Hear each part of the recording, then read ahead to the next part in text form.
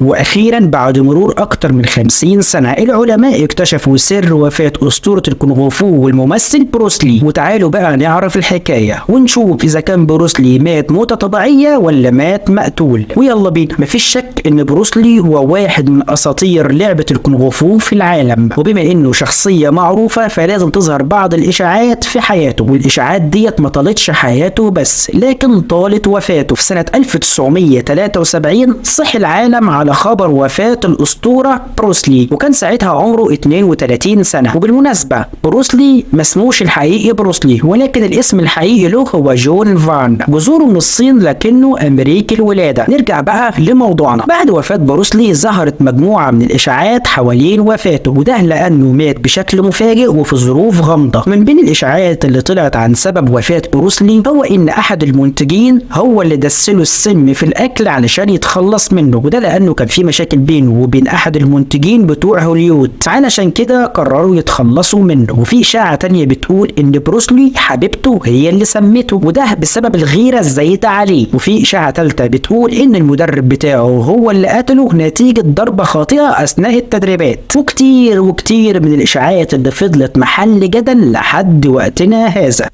وجه مجموعة علماء من اسبانيا وقدروا يعرفوا السر الحقيقي ورا موت بروسلي، وقالوا ان سبب سر وفاة بروسلي هو النظام الغذائي اللي كان بيتبعه قبل وفاته. فبروسلي قبل وفاته كان بيتبع نظام غذائي قاسي جدا بيعتمد فقط على السوائل، وبسبب السوائل الكتيرة اللي كان بيشربها الكلية بتاعته ما كانتش بتقدر تخرج السوائل ديت، وده اللي سبب له مشاكل في الجسم. وكمان حصل له نقص الصوديوم في الدم، وده طبعا عمل له ورم في الدماغ. ده غير اصلا ان بروسلي كان معتاد ان ياخد مسكنات كتيره، وده اللي زود الطين بله. وخد عندك كمان ان السوائل اللي كان بروسلي بيشربها هي اللي خلت الخلايا بتاعته تنتفخ وتتورم، وكل العوامل اللي قلنا عليها ديت هي اللي كانت السبب في وفاه بروسلي. والاغرب من كل ده ان بروسلي كان ليه مقوله شهيره عن الميه، والمقوله ديت بتقول كن كالماء يا صديقي. ومع الأسف الماء هو الذي قتل بروسلي. ويا رب تكون الحلقة عجبتكم واشوفكم على خير في حلقات جديدة. سلام.